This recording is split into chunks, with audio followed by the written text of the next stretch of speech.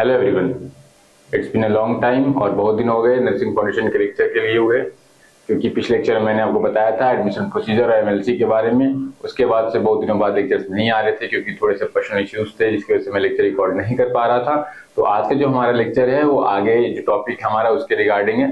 तो आज का जो हमारा टॉपिक है वो है डिस्चार्ज प्रोसीजर। तो आइए शुरू करते हैं डिस्चार्ज प्रोसीजर के बारे में और देखेंगे कि एडमिशन प्रोसीजर तो हमने देख लिया था इससे पहले, और एमएलसी के बारे में जो मेडिकल लीगल केसेस थे उसमें क्या क्या चीजें होनी चाहिए, कैसे पुलिस स्टेशन को इन्वॉल्व किया जाता है, क्यों पहले इन्फॉर्मेशन दी जाती है, और जो हमारा पेशेंट होता है कैसे उसे सारे जो डॉक्यूमेंट्स है उसे हैंड ओवर ना करके पुलिस को हैंड ओवर की जाती है, जो मैंने आपको मेडिकल लीगल केसेस में बताया था। तो आज हम देखेंगे कि जब सारी प्रक्रिया हो जाती है एडमिशन की, तो आज जो हमारा मेन फोकस रहेगा वो डिस्चार्ज रहेगा कि डिस्चार्ज के लिए या डिस्चार्ज प्रोसीजर के लिए कौन कौन से स्टेप्स इन्वॉल्व होते हैं, डिस्चार्ज होता क्या है, डिस्चार्ज की प्रक्रिया क्या होती है। तो आइए शुरू करते हैं शानदार लेक्चर। आइए शुरू करते हैं डिस्चार्ज के बारे में।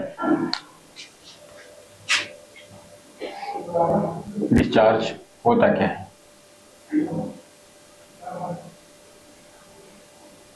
तो मैंने आपको बताया था कि एडमिशन क्या होता है और मेडिको लीगल केसेस कैसे हैंडल किए जाते हैं। तो आज जो देखेंगे वो देखेंगे डिस्चार्ज प्रोसीजर क्या होता है। तो बेसिकली डिस्चार्ज के बारे में जानेंगे कि डिस्चार्ज होता क्या है। तो discharge is basically defined as termination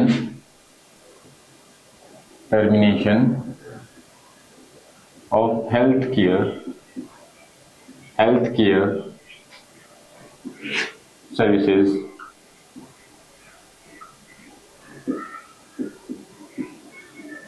given to the patient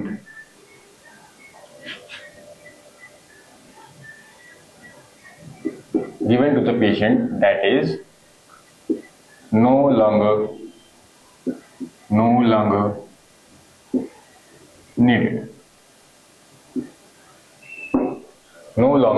needed. एक चीज इसे और डिफाइन कर सकते हैं,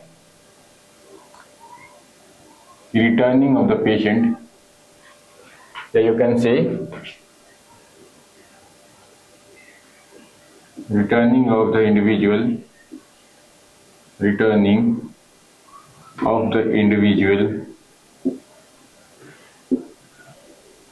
individual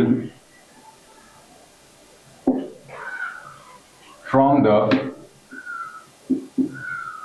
hospital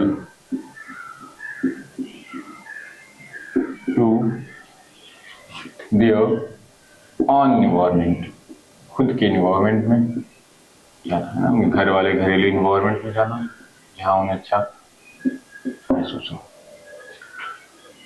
Another thing you can call discharge is termination of IPR.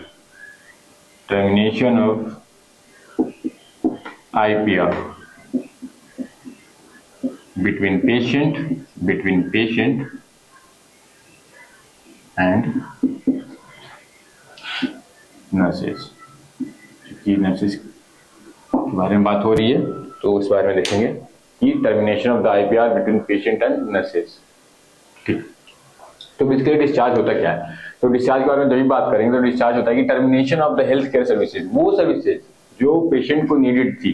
ठीक है, जब पेशेंट बीमार था, इल था, जब सफर कर रहा था किसी डिजीज से, तो वो सारी जो हेल्थ केयर सर्विसेज दी जा रही थी पेशेंट को, उन सर्विसेज को टर्मिनेट करना है ना। क्यों? क्योंकि अब पेशेंट हेल्दी है। हेल्दी कहने का मतलब मेरा क्या है, ये चीज को ध्यान रखेंगे कि हेल्दी कहने से क्या तात्पर्य है। हेल्दी कहने से तात्पर्य है कि पेशेंट जो है अपनी daily lifestyle is able, you can say here, patient is not in, hold on, patient is able to do daily life activities. वो डेली लाइफ एक्टिविटीज में एक्टिवली पार्टिसिपेट करने लगा है, या कह सकते हैं कि एक्टिविटीज ऑफ डेली लिविंग है ना, एक्टिविटीज ऑफ डेली लिविंग में एक्टिवली पार्टिसिपेट कर रहा है या फिर थोड़ा बहुत भी अपना योगदान देने लगा है। तो उस केस में क्या कहते हैं कि पेशेंट को डिस्चार्ज कर दिया जाता है।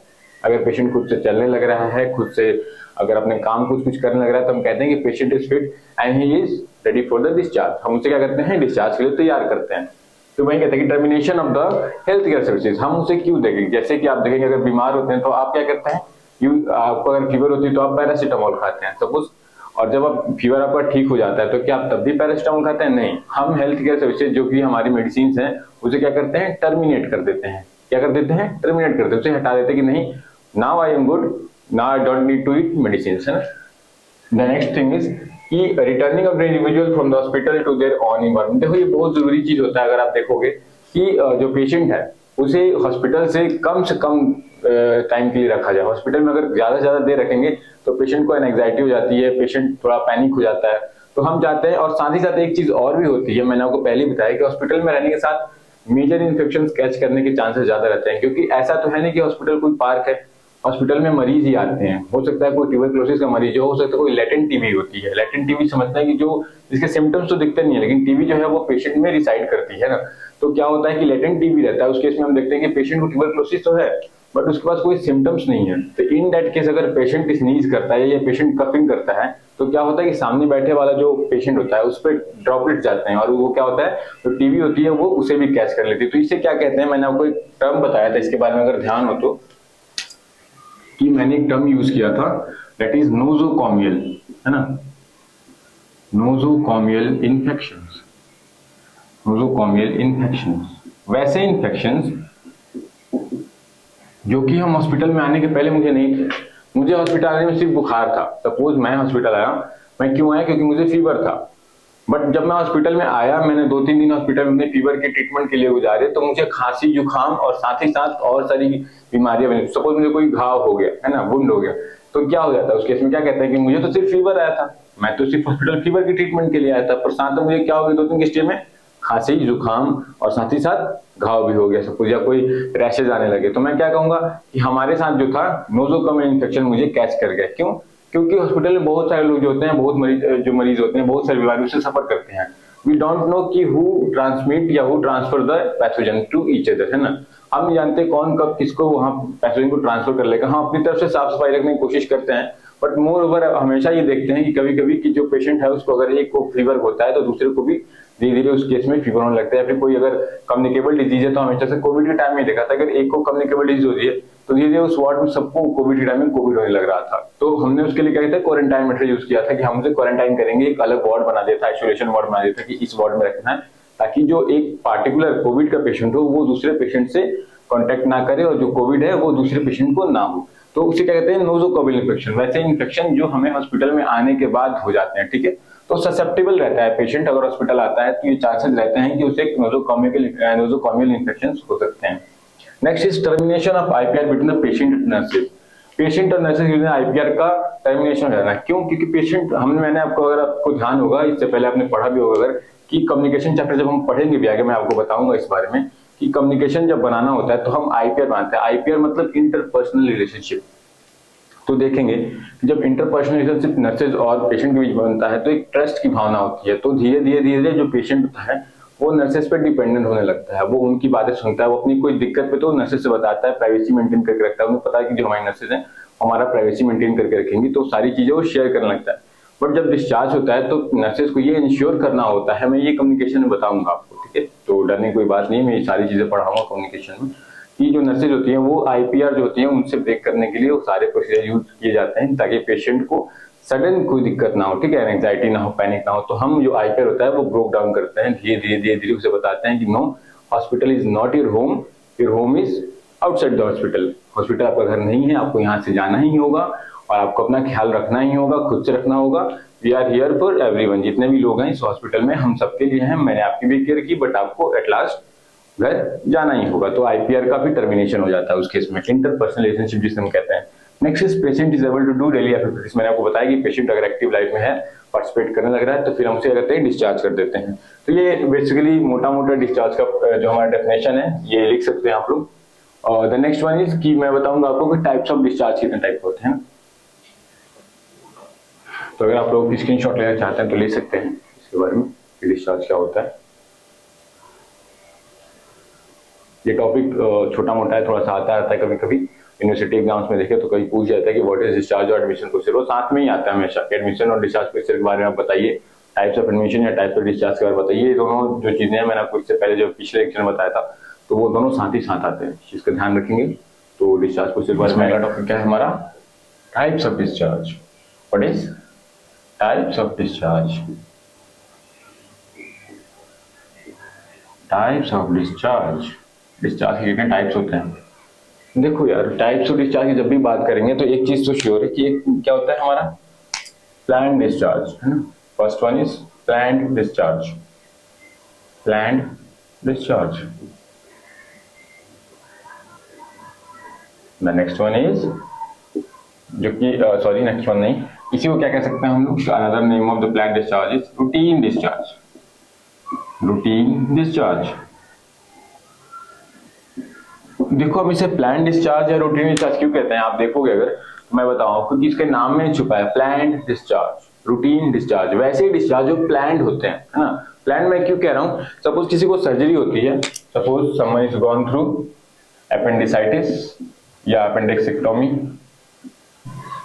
अपेंडिक्सेक्टोमी, ठीक है। अगर कोई अपेंडिक्स का ऑपरेशन होता है, उस केस में क्या होता है कि हम जो होता है अपेंडिक्स निकालने के बाद, उसका अपेंडिक्स का एक्सीजन करने के बाद, निकालने के बाद व्हाट वी सी कि हम उसे कुछ दिनों तक रखते हैं, ठीक है।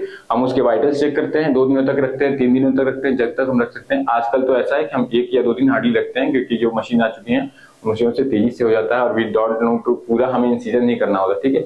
मशीन होती है, उन्हें लिटिल बिट लेजर ट्रीटमेंट कर लेते हैं, लेजर से ही वो कट डाउन करके निकाल देते हैं। तो ऐसा सिचुएशन आज के डेट में ऐसा है, तो उस केस में ज्यादा हॉस्पिटल स्टे करने की जरूरत नहीं पड़ती है, 1 या 2 दिन हार्डली, या फिर I think we can say 3 to 4 days।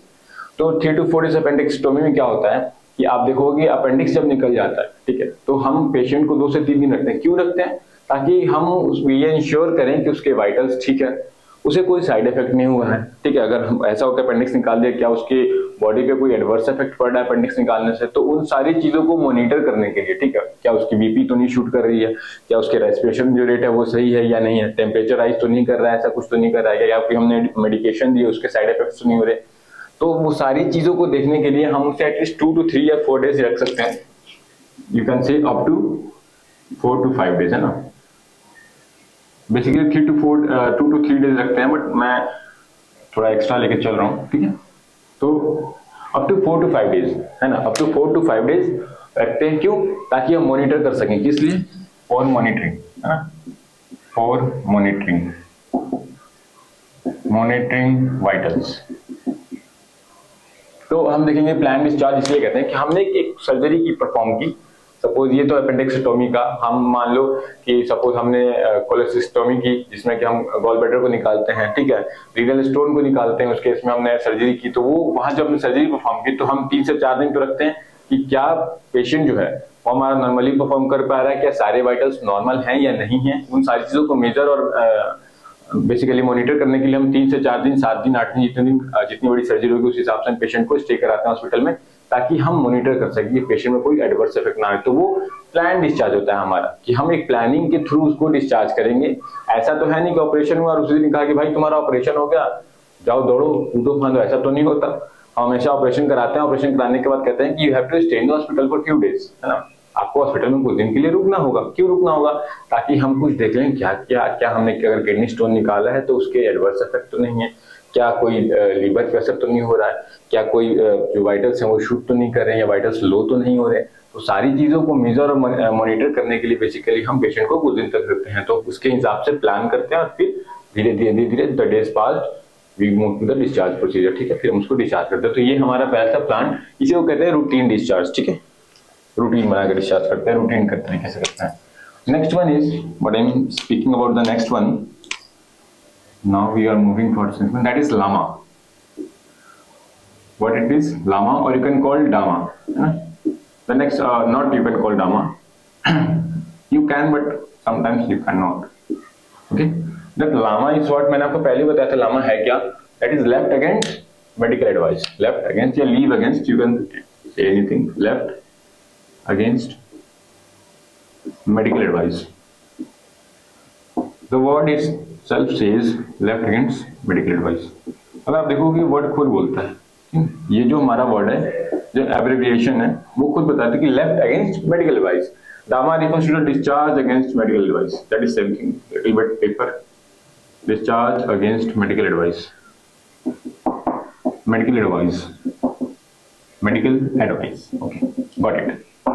ठीक है। तो मैं ये क्यों कह रहा हूँ लेफ्ट अगेंस्ट मेडिकल एडवाइस, इसके एग्जांपल्स मैं आपको बताऊंगा। कभी कभी होता है ना कि पेशेंट कहता है कि मुझे अब इलाज नहीं कराना, मैं यहाँ से जा रहा हूँ, ठीक है। पेशेंट सर्जन कहता है मुझे, उनको सेटिस्फाइड नहीं होता है, ठीक है। क्या कहता है, सेटिस्फाइड नहीं होता कि मुझे नहीं लग रहा है यहाँ कुछ ठीक हो रहा है, मुझे कोई अंतर नहीं लग रहा, मैं 10 दिन से यहीं पे हूँ, मुझे अजीब सा लग रहा है। तो पेशेंट क्या कहता है कि मुझे जाना है, मैं यहाँ नहीं रहूंगा, ठीक है। या पेशेंट का क्या होता है कि लामा केस में आपको बताया भी था एमएलसी में, पेशेंट जब जाता है तो हम पुलिस स्टेशन को इन्फॉर्म करते हैं, एमएलसी केस में खास करके, मेडिको लीगल केसेस में खास करके, कि पेशेंट इज गोइंग, ठीक है, patient is going against, going through the LAMA left against medical advice, वो जा रहा है बिना मेडिकल एडवाइस के अगेंस्ट जा रहा है, ठीक है। वो अपने घर जाना चाहता है या फिर किसी अदर हॉस्पिटल में जाना चाहता है या फिर कुछ और प्रोसीजर करना चाहता है, तो हम उससे क्या करते हैं, लामा लिखते हैं कि पेशेंट जो है वो चला गया है मेडिकल एडवाइस के अगेंस्ट में। दैट इज नेक्स्ट डामा की डिस्चार्ज अगेंस्ट मेडिकल एडवाइस। तो एक चीज कॉमन होती है, एक कंसेंट फॉर्म होता है, जब आप एडमिशन प्रोसीजर होता है तो ध्यान से दोगे, जो हॉस्पिटल होते हैं उनमें एडमिशन प्रोसीजर के टाइम में कंसेंट साइन कराते हैं। कोई भी अगर इन्वेजिव प्रोसीजर या कोई भी प्रोसीजर करते हैं तो उसमें पेशेंट की या पेशेंट की फैमिली, अगर पेशेंट कॉन्शियस है तो पेशेंट का साइन ले लेते हैं, अगर पेशेंट कॉन्शियस नहीं है तो उस केस में उसके रिलेटिव, उसके फैमिली मेंबर्स का साइन लेते हैं कि हम पेशेंट में अगर इन्वेजिव प्रोसीजर कर रहे हैं, इसकी इजाजत हमें आप देते हैं, और इसमें अगर कुछ होता है तो इसके लिए डॉक्टर्स या हॉस्पिटल प्रबंधन जिम्मेदार नहीं होगा, ठीक है। तो उस केस में क्या कहते हैं कि लामा में क्या करते हैं कि जब पेशेंट चला जाता है तो यहाँ लिखा आता है, यहाँ उससे कंसेंट फॉर्म पे साइन कराते हैं। जब पेशेंट कहता है कि मुझे यहाँ से जाना है, आई हैव टू गो, तो क्या लिखवाते हैं उसमें, इस चीज का ध्यान रखेंगे। जब पेशेंट उसमें क्या लिखाएंगे कि I am going against medical advice, medical advice, कि मैं मेडिकल एडवाइस के अगेंस्ट जा रहा हूं, and I am aware about my disease or illness, इसके बारे में मैं अवेयर हूँ, I am aware about my disease or illness and explained about it by hospital administration,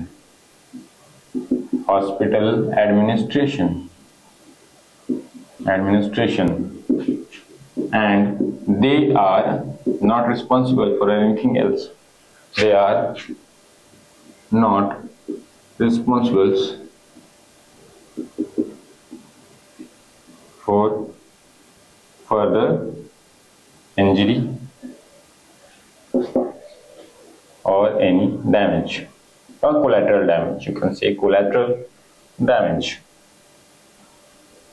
तो उनसे इस पे साइन कराते हैं, डेट ध्यान रखेंगे, डेट लिखवाते हैं, टाइम, और यहाँ पेशेंट्स के साइन करवा लेते हैं। अगर पेशेंट कॉन्शियस है तो साइन करते हैं, अगर पेशेंट को लेके जा रहे हैं उसके रिलेटिव अटेंडेंट, और यू कैन से कि उनके अगर फैमिली मेंबर्स लेके जा रहे हैं तो उस केस में उनका साइन कराते हैं। तो ये कंसेंट फॉर्म साइन कराते हैं कि हम, जो पेशेंट जो है वो अपनी मर्जी से जा रहा है, मेडिकल एडवाइस के अगेंस्ट जा रहा है, उसके लिए हॉस्पिटल या फिर हॉस्पिटल के डॉक्टर्स या उनका हॉस्पिटल प्रबंधन जिम्मेदार नहीं होगा, अगर इन केस उसे कुछ आगे होता है तो ये मेरा दूसरा टाइप था हमारा, कि बेसिकली क्या होता है, लामा, ठीक है। हम देखें नेक्स्ट वन के बारे में। The next one is referrals.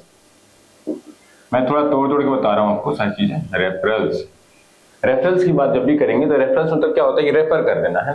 क्योंकि हम देखते हैं कि अगर जो पेशेंट है हमारा, अगर हम इस पार्टिकुलर हॉस्पिटल में ठीक नहीं कर पाते हैं तो क्या करते हैं, उसे हायर यूनिट में भेज देते हैं। आप देखोगे जब बच्चा जन्म लेता है, जब स्टार्टिंग में बच्चे की बर्थ होती है, तो क्या करते हैं कि we have not any higher unit about या हायर एनआईसीयू, हमारे पास एनआईसीयू नहीं है, तो हम क्या करते हैं, पीएचसी से बच्चे का जन्म होता है और बच्चा अगर हेल्दी नहीं है, बच्चे कुछ इश्यूज आ रहे हैं, जैसे न्यूरोनाइटल एस्पेक्सिया हो रहा है, न्यूरोनाइटल एस्पेक्सिया के अलावा मान लीजिए कोई और भी चीजें जो बेसिकली बच्चे में हो जाते हैं, निमोनिया हो रहा है, जॉन्डिस हो रहा है, तो हम कहते हैं कि हमारे पास वैसी सुविधाएं नहीं है पीएचसी में कि हम बच्चे को उस तरह से रख सके, तो क्या कहते हैं कि हम क्या कहते हैं, refer to the higher unit, है ना।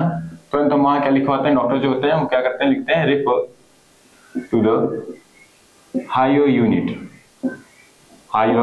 यूनिट और हॉस्पिटल या फिर हॉस्पिटल। तो उस केस में हम वैसे हॉस्पिटल्स में रश करते हैं या एम्बुलेंस के थ्रू ले जाते हैं बच्चे को, या किसी को भी, अगर एडल्ट है तो एडल्ट को भी, जहाँ पे अगर बच्चा है तो उसे एनआईसीयू, अगर एडल्ट है तो आईसीयू, ठीक है, न्यूरोनेटल आईसीयू या फिर इंटेंसिव केयर यूनिट के लिए आईसीयू ले जाते हैं। तो वैसे जगह पे रहते हैं जहाँ वो हाई यूनिट मौजूद होती है, तो वो रेफरल्स कहते हैं उस केस में कि हमने ट्रांसफर कर दिया, रेफरल कर दिया। ये हमारा 3 टाइप्स थे। The next one is last that is absconding. Absconding इस केस में पेशेंट का होता है एब्सकॉन्ड हो जाता है और उससे थोड़ा नुकसान हॉस्पिटल को भी होता है और नुकसान पेशेंट को भी है। हम जानते हैं कि अगर आप इलाज बीच में छोड़ के जाते हो तो पेशेंट को भी नुकसान होता है और हॉस्पिटल को भी नुकसान होता है। तो वो लास्ट जो डिस्चार्ज प्रोसेस होता है एब्सकॉन्डिंग कहते हैं उसे। ये हमारे पास टाइप्स थे, डिस्चार्ज के टाइप्स थे। और द नेक्स्ट वन इज कि अब डिस्चार्ज प्लानिंग के बारे में बात करेंगे। देखते हैं डिस्चार्ज प्लानिंग क्या होता है, आगे देखेंगे एसेंशियल्स ऑफ प्लान डिस्चार्ज। आइए देखते हैं। तो पहला जो एसेंशियल होगा, जो पहली जो क्राइटेरिया होगी प्लान डिस्चार्ज के लिए क्या होगी, तो पहली जो क्राइटेरिया होगी प्लान डिस्चार्ज के लिए अगर बात करेंगे तो the first one is written order by doctor.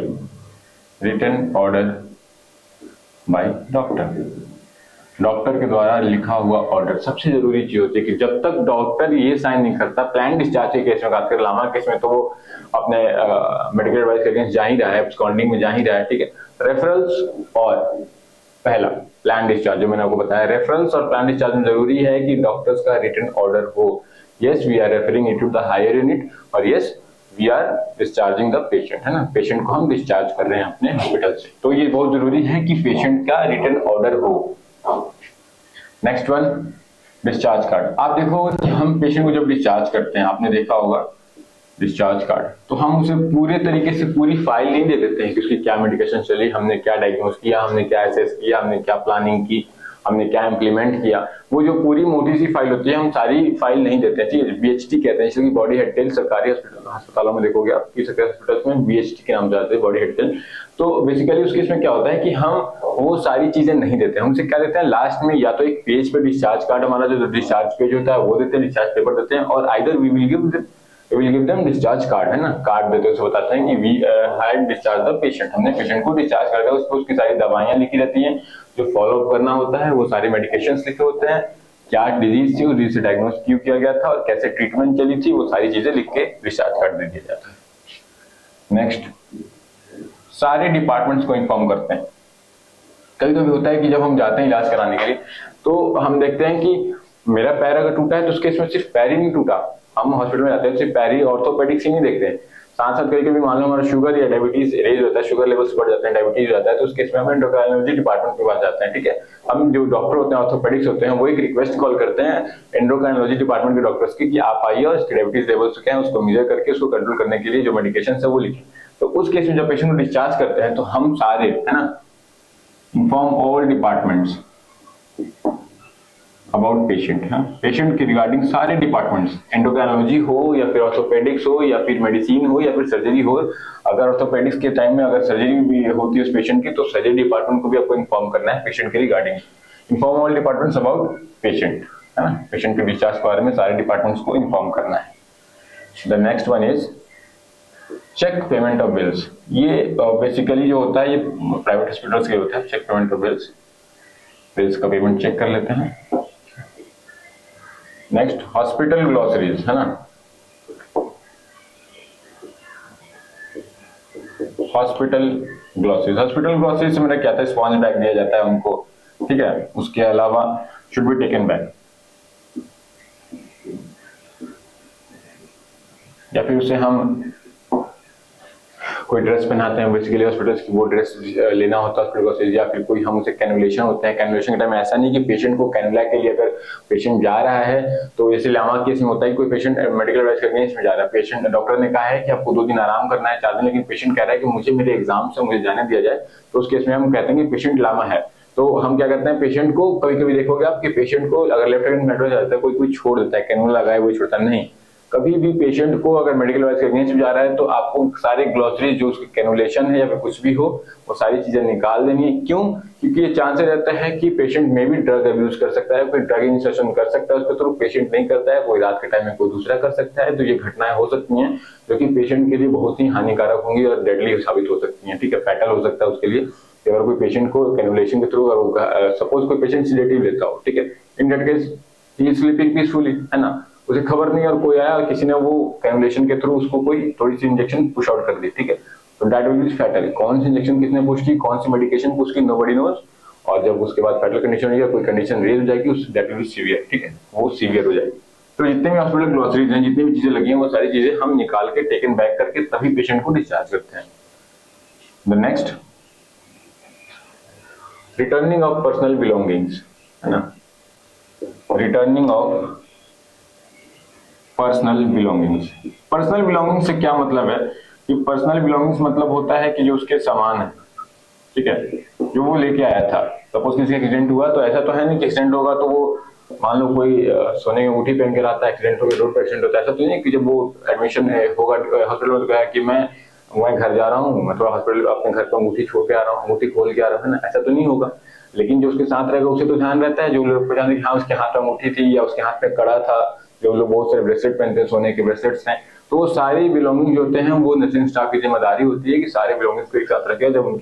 जब डिस्चार्ज हो, अगर पेशेंट अकेले आया है, जब पेशेंट डिस्चार्ज हो तब उसके जो पेशेंट जा रहा है उसको हैंड ओवर करें। अगर पेशेंट की फैमिली आती है उस केस में तो पेशेंट की फैमिली को बिलोंगिंग्स हैंड ओवर शुरुआत में कर दिया जाता है, ठीक है, बताया जाता है कि आपकी ये बिलोंगिंग्स है पेशेंट की, वो आप ले सकते हो।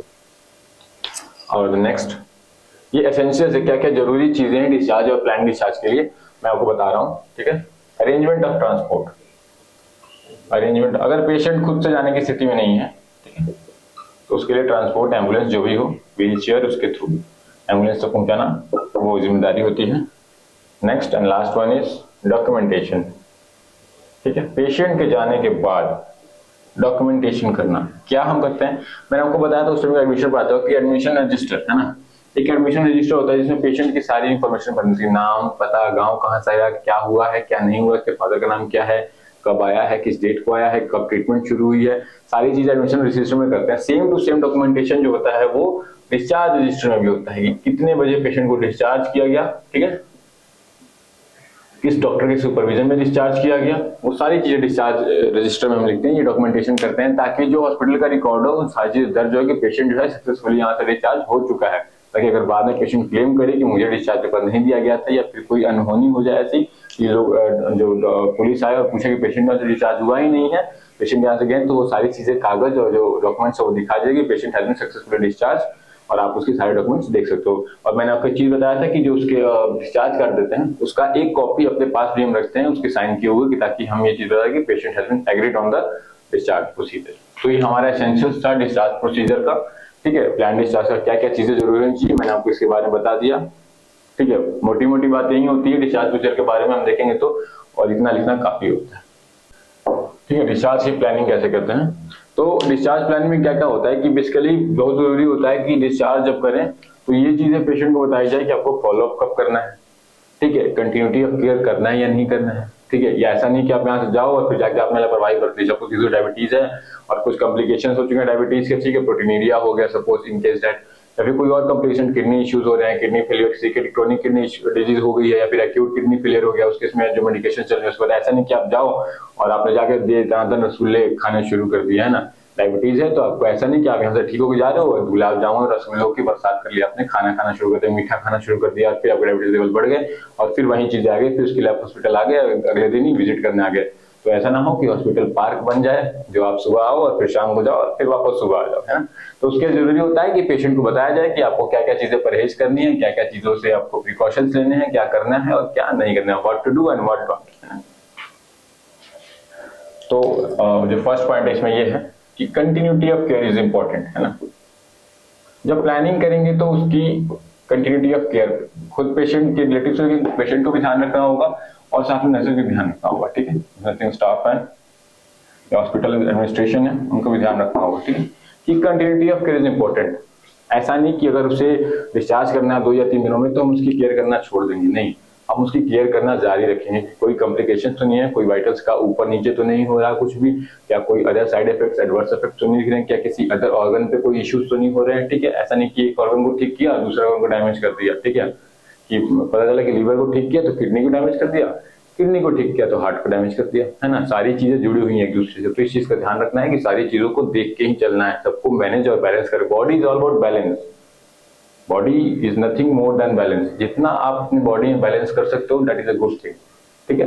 बॉडी सारी जो ऑर्गन्स है वो खुद में बैलेंस बना के देते हैं, लीवर ही बैलेंस, लीवर किडनी के साथ, किडनी हार्ट के साथ, तो सारी चीजें एक साथ जुड़ी हुई है, ठीक है। हार्ट बाकी ब्लड के साथ, ब्लड बाकी वेजल्स के साथ, ठीक है। तो सारी चीजें एक दूसरे से जुड़ी हुई हैं, हार्ट फिर ब्रेन के साथ, ठीक है, कितना उसे ब्लड चाहिए, कितने ऑक्सीजन चाहिए, हार्ट लंग्स के साथ, ठीक है। तो सारी चीजें बॉडी में, whole thing is all about balance. Same thing जाती है दोस्त लाइफ के बारे में। लाइफ में जितनी चीजें बैलेंस रखोगे उतनी चीजें बेहतर होती हैं। एक बार ध्यान रखना, ऐसा नहीं कि आप पढ़ रहे हो तो लगातार पढ़ते ही जाते हो, नहीं, बिल्कुल नहीं। मैं हमेशा कहता हूँ पढ़ने के साथ साथ जरूरी है कि अपने दिमाग को ब्रेक दिया जाए। बहुत से लोग कहते हैं मैं 19 घंटे पढ़ता हूँ, सबकी एक जैसी, मैं हमेशा कहता हूँ सबकी एक जैसी टेंडेंसी होती है, टेम्पर एक जैसा नहीं होता है, या सबका कंसंट्रेशन एक जैसा नहीं होता है। ऐसा नहीं कि अगर आप 4 घंटे पढ़ते हो जरूरी नहीं कि जो दूसरा पर्सन 8 घंटे पढ़ रहा हो आपसे ज्यादा स्मार्टर हो सकता है वो चीज आप 4 घंटे में पढ़ लोगे जो दूसरा 8 घंटे में पढ़ रहा है। तो इस चीज का ध्यान रखना है कि आपकी टेंडेंसी, आपकी कैपेसिटी क्या है वो आप जानते हो, उसके अलावा कोई नहीं जानता। Nobody knows you more than yourself, ठीक है। हमें हमसे ज्यादा कोई नहीं जानता, ठीक है। सुख के साथी भी आप, दुख के साथी भी आप, इस चीज का ध्यान रखें। तो अपना ख्याल रखने के लिए हमेशा इस चीज का बैलेंस बनाना होता है, लाइफ में हो या फिर बॉडी हो। लाइफ में बैलेंस की हर चीजें, कभी खेलनी कब है, कब पढ़ाई करना है, कब सोना है, हर चीजों का बैलेंस बनाएंगे तो चीजें सुचारू रूप से चलती हैं। आइए अगला देखते हैं, मूव करते हैं। ये जो वर्ड है हमारे पास कि सेंट्रलाइज्ड और इंटरडिसिप्लिनरी प्रोसेस है। मैं इन दो शब्दों का क्यों यूज कर रहा हूँ? सेंट्रलाइज इसलिए कि सेंटर पे चीजें हैं, ठीक है। सारी चीजों को सेंटर में लाके, केंद्र में लाके तभी डिस्चार्ज करना होता है, ठीक है।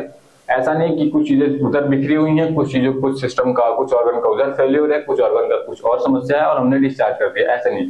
सारी चीजों को केंद्र में लाके, सारी चीजों को ध्यान रखते हुए, सेंट्रलाइज करके, उन चीजों को मैनेज करके तभी हम डिस्चार्ज करते हैं। दूसरा, इंटरडिसिप्लिनरी प्रोसेस। मैं इंटरडिसिप्लिनरी क्यों कह रहा हूं कि जब भी डिस्चार्ज करेंगे तो एक डिसिप्लिन के बारे में सुना कि डिसिप्लिन सब्जेक्ट भी कहते हैं, साइकोलॉजी एक डिसिप्लिन है, सोशियोलॉजी एक discipline, same to same interdisciplinary क्यों कहते हैं कि हमने कार्डियोलॉजी डिपार्टमेंट से संपर्क किया, हमने ऑर्थोपेडिक से संपर्क किया, हमने न्यूरोलॉजी से संपर्क किया, हमने यूरोलॉजी से यूरोलॉजी, ठीक है, यूरोलॉजी से संपर्क किया, हमने न्यूरोलॉजी संपर्क किया, जो इश्यूज हो रहे हैं, ठीक है, हमने एंडोक्राइनोलॉजी से संपर्क किया। तो जो भी प्रॉब्लम्स हैं उन सारे प्रॉब्लम्स को उनके बीच में, ठीक है, इंटरडिसिप्लिनरी, उनके बीच में समन्वय बिठाकर, ठीक है, सिंक्रोनाइज करके, सिंक करके सब चीजों को और सबके फैसलों को सम्मान करते हुए हम डिस्चार्ज करते हैं। ऐसा नहीं कि एंडोक्राइनोलॉजी डिपार्टमेंट से अगर ऐसी चीज आती है कि नहीं, patient is not able to discharge, ठीक है, patient is not fit for the discharge, तो ऐसा नहीं कि आप एंडोक्राइनोलॉजी डिपार्टमेंट के कॉल को या फिर रिक्वेस्ट को आप दरकिनार कर दोगे, पेशेंट को ऑर्थोपेडिक डिपार्टमेंट डिस्चार्ज कर देगा, ऐसा कभी नहीं होता है। हम हमेशा एक हॉस्पिटल में इंटरडिसिप्लिनरी जो डिपार्टमेंट्स होते हैं उन सारे डिपार्टमेंट्स की बातों को ध्यान से समझते हैं और सबकी रिस्पेक्ट करते हुए, सबके व्यूज जो होते हैं, सबके जो कॉन्टेक्स्ट होते हैं, जो परसेप्शन होती है, जो भी कॉन्टेक्स्ट उसके रिगार्डिंग होती है पेशेंट को, सारी चीजों को ध्यान में रखते हुए ही उसको डिस्चार्ज करते हैं। तो दूसरा पॉइंट था कि discharge planning is centralised and interdisciplinary process. The next one is evaluate the patient. देखिए बहुत जरूरी है, अगर आप देखोगे कि पेशेंट को इवेल्युएट करना, क्या पेशेंट सही हुआ भी है या नहीं हुआ है। हमने जो मेडिकेशन दी है, सपोज किसी को इन्फेक्शन हो रहा है तो उस केस में क्या करते हैं हम, WBC काउंट देखते हैं ना, व्हाइट ब्लड सेल्स काउंट देखते हैं। क्या व्हाइट ब्लड काउंट सेल्स अगर इंक्रीज होते हैं तो क्या करते हैं, मार्कर होता है कि हाँ may be there is a subsequent infection, ठीक है। तो उसमें न्यूट्रोफिल्स देखते हैं, मोनोसाइट देखते हैं, लिम्फोसाइट देखते हैं, ठीक है, बेसोफिल्स देखते हैं, जितने भी चीजें होती हैं वो सारी चीजों को, सारे मार्कर्स को देखते हैं। अगर WBC काउंट बढ़ा रहता है तो क्या हमका सब्सिक्वेंट रिजल्ट भी आता है, क्या हम डायग्नोस करते हैं कि yes there is a subsequent infection, ठीक है, कोई परसिस्टेंट इन्फेक्शन है जो लगातार है, जिससे कि क्या है WBC काउंट्स बढ़ रहे हैं, व्हाइट ब्लड सेल्स फाइट करने के लिए इन्फेक्शन की जगह पे जा रहे हैं। तो उस केस में हम क्या करते हैं कि हम एंटीबायोटिक्स यूज करते हैं, ठीक है। तो हम ये चीज देखते हैं कि एंटीबायोटिक्स यूज करने के बाद क्या पेशेंट, एंटीबायोटिक्स यूज करने के क्या पेशेंट WBC काउंट कम है, क्या इन्फेक्शन का स्तर कम हुआ है या नहीं हुआ है। उसके बाद अगर कम हुआ है और पेशेंट फिट है, देन हम इवेल्युएट करते हैं पेशेंट को। अगर कोई डायबिटीज का पेशेंट है उस केस में क्या देखते हैं कि क्या मेटफॉर्मिन या ग्लिमेप्राइड देने से हमारा जो मेडिकेशन जो बेसिकली होते हैं उससे पेशेंट की जो डायबिटीज है वो कंट्रोल में आई है। अगर आई है then we will further move forward कि हाँ पेशेंट डिस्चार्ज की फिट है। तो पेशेंट को पूरी तरीके से इवेल्युएट करते हैं। अगर पेशेंट सपोज ऑर्थोपेडिक का चोट लगी है तो चलने में असमर्थ है, अगर फिजियोथेरेपी डिपार्टमेंट जो है फिजियोथेरेपिस्ट होते हैं वो कहते हैं कि यस पेशेंट इज फिट, ठीक है, वो चल सकता है, और देखते हैं कि पेशेंट फिट है। उस केस में अपने हाथ टूटा है तो हाथ में स्टिक हुआ है तो हम क्या कहते हैं इवेल्युएट करते हैं पेशेंट को, हाँ पेशेंट हाथ को एक्सटेंड और फ्लेक्स कर पा रहा है, दैट केस कि हाँ patient is fit for the discharge. और जब पेशेंट को डिस्चार्ज करते हैं तो उसमें बताते हैं पेशेंट को या पेशेंट रिलेटिव को about warning sign. Warning sign क्या होता है कि अगर वो घर जाता है डिस्चार्ज होकर और इन फ्यूचर ऐसी कोई चीजें दिखती हैं जिससे वो बीमारी के होने के रियकरेंस होने के चांसेस रहते हैं। सपोज प्रोटीन दिखता है, सपोज फैटिगनेस दिखता है, या पेशेंट को दिखता है कि हम रात में बहुत सारा यूरिन करने के लिए 2-3 बार उठ चुका है, या बार बार क्या कहते हैं एक्सेसिव थर्स्ट लग रहा है, एक्सेसिव यूरिन हो रहा है, तो उसके समय पेशेंट को शायद में डायबिटीज दोबारा हो गई, अगर डायबिटीज शुगर लेवल है दोबारा बढ़ गया, तो क्या कहते हैं yes patient is suffering from hyperglycaemia. तो कहते हैं ना कि पेशेंट को हाइपरग्लाइसीमिया है, तो अगर वो साइन दोबारा दिख रहा है तो पेशेंट को कहा जाता है कि आप अगर वार्निंग साइन देखो तो तुरंत रिपोर्ट करो। Instruct the patient out warning sign, report to hospital as soon as possible, report it ASAP, है ना, एज सून एज पॉसिबल आप रिपोर्ट करो उस पेशेंट को, ताकि जो किडनी पे दोबारा चीजें हुई थी जो हमें एज ए पेशेंट उस पेशेंट को झेलनी पड़ी थी, वो चीजों के लिए आगे वो इन्फेक्शन ना बढ़े, आगे डायबिटीज का असर किडनी पे ना आए, ठीक है, प्रोटीन वगैरह ना हो, उसके लिए आप फर्दर मेडिकेशन स्टार्ट कर सकें। लास्ट पॉइंट, और यू कैन से सेकंड लास्ट, देखो डिस्चार्ज के साथ एक जरूरी होता है कि एजुकेट, है ना, मैं आगे पढ़ाऊंगा हेल्थ टॉक जिसे कहते हैं, educate the patient about adopting healthy lifestyle, adopting healthy lifestyles। Patient को एजुकेट करना होता है कि आप हेल्दी लाइफस्टाइल खाओ, जंक फूड नहीं खाना ना, जंक फूड नहीं खाना, वैसे फूड नहीं खाना, अगर शुगर के पेशेंट जिसमें कि ज्यादा शुगर कंटेंट हो, ठीक है, वैसे फ्रूट्स नहीं खाना। सपोज जैसे कि रसगुल्ला, आप गए शादी में देखा रसगुल्ला, उठाया प्लेट, लगाए धाए धाए 4 रसगुल्ले, है ना, तो वैसे नहीं करना है। आपने क्या करना है, अगर डायबिटीज के पेशेंट हो तो सबसे पहले आपने उससे दूरी बना के रखनी है। मैं हमेशा कहता हूँ सबसे पहले आपने घबराना नहीं है, आपने उस रसगुल्ले से दूरी बना लेनी है। हमेशा ध्यान रखें कि अगर आप डायबिटीज पेशेंट तो उन चीजों को आपको हेल्दी लाइफस्टाइल का अडॉप्ट करना है, आपको एक्सरसाइज करना है, योगा करना है, मेडिटेशन करना है, सुबह सुबह उठ के फिर उसके हिसाब से आपको चीजें खानी है। आपको अगर जिसका ग्लाइसेमिक इंडेक्स कम हो वैसी फूड्स को एक्वायर करना है, ताकि आपका जो शुगर लेवल हो, जो basically blood sugar level, sugar में जो ब्लड में शुगर लेवल हो वो मेंटेन रह सके, ठीक है। Next, instruct for follow up services, instruct for follow up services. कभी हम देखते हैं कि पेशेंट को हम जब फॉलोअप के लिए बुलाते हैं तो पेशेंट नहीं आता है, ठीक है, तो चांसेस रहते हैं कि उससे थोड़ी सी condition, rare of the rarest condition, chances रहता है कि पेशेंट की बिगड़ सकती है, ठीक है। तो हमेशा कहते हैं पेशेंट को कि आप 1 महीने बाद आ जाना, मैं आपकी कंडीशन एसेस करूंगा कि क्या कंडीशन सही है भी या फिर नहीं है। अगर कोई जरूरत पड़ती है तो मेडिकेशन लिखेंगे, अगर नहीं जरूरत पड़ती है तो will go further for the natural things, कि आप ये चीजें करो, एक्सरसाइज करो या ये चीजें खाओ, the levels will be in the control. तो आज का जो हमारा टॉपिक था वो था डिस्चार्ज प्रोसीजर का। मैंने आपको बताया कि डिस्चार्ज के टाइप कितने होते हैं, क्या क्या एसेंसेस होते हैं, डिस्चार्ज होता क्या है। तो ये हमारा एडमिशन और डिस्चार्ज खत्म होता है यहाँ पे। आगे जो टॉपिक होगा उसके बारे में देखेंगे, अगला टॉपिक क्या होता है हमारे पास। अगर आज के कुछ टॉपिक में डाउट आ रहा है आपको, अगर डिस्चार्ज में कोई डाउट आ रहा है, एडमिशन में डाउट आ रहा है, कोई दिक्कत नहीं है, आपको आप कमेंट बॉक्स आपके पास पड़ा हुआ है, आप कमेंट से बेझिझक बिना किसी संकोच किए हुए आप क्वेश्चन करो। मैं कोशिश करूंगा आपको अपनी तरफ से आंसर करने की, जितनी आंसर कर सकता हूँ, ठीक है। और ये आज का टॉपिक हमारा यहीं पे खत्म होता है। तो हमारे साथ जुड़े रहें इंटेंस फोकस एकेडमी में, और लाइक एंड सब्सक्राइब करें। आपको वीडियो अच्छा लगे तो यार थोड़ा सब्सक्राइब कर दिया करो। Thank you.